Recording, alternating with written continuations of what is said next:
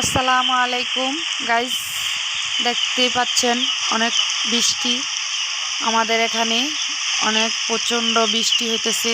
এটা হচ্ছে কুমিল্লা জেলা, প্রচণ্ড বৃষ্টিপাত। আমি ঘর থেকে যতটুকু সম্ভব ততটুকু ভিডিও করছি। তাই আপনাদের এখানে কি বৃষ্টি হইতেছে? যদি বৃষ্টি হয় তাহলে কমেন্ট করে জানাবেন। আর এই যে গেটটা, এটা হচ্ছে আমার বাড়ি, এটা আমার বাড়ির সামনে। এই যে গেটটা আগের ভিডিওতেও দেখছেন। এখানে উপরে চাল দেওয়া হবে, এখনো দেওয়া হয় নাই চালটা। আর এটা হচ্ছে আমার বাড়ির সামনে জমি। এই জমিগুলোতে আগের বার বৃষ্টির বন্যার আগেও জমিগুলো চাষ করছিল, কিন্তু ওই বন্যায় সবজি একদম নষ্ট হয়ে গেছে বীজ। আবার এখানে বীজ লাগাইছে, এরপরে এই যে আবার এখন ধান জমিতে লাগাইতেছে, কিন্তু এখন আবার পানি চলে আসছে। বেশিক্ষণ থাকবে না পানিটা, বৃষ্টির পানি তো হয়তো 1-2 ঘন্টায় আবার পানিটা সরে যাবে। ব্রিজের নিচ একটু ছোট, তাই বৃষ্টির পানিটা এখানে চলে আসে।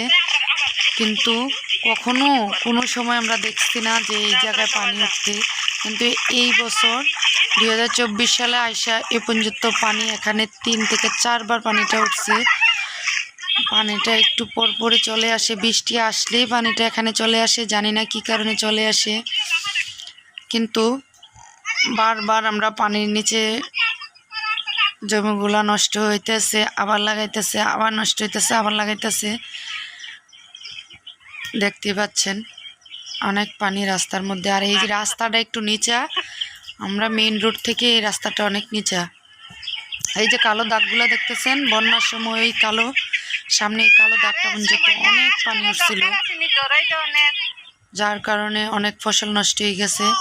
আর এখানে আমার ভাই জাল মারতেছে মাছ ধরার জন্য। এটার সামনে মেইন রোড, মেইন রোডের পরে একটা পুষ্কুনি আছে, ওই পুষ্কুনি থেকে মাছ বাইর হয়েছে, তাই এখানে জাল ফেলতেছে। কিন্তু আসলে 1 টাকা বা 2টা, এর বেশি মাছ ওঠে না। মজা করতেছে সবাই। এর আগের ভিডিও তো দেখছেন, অনেক মাছ ধরছে। ওই সময় তো বন্যার মাছ অনেক বাইর হয়েছিল, অনেক মাছ পাইছিল। যাই হোক, এখন এই ভিডিওটা শেষ করলাম।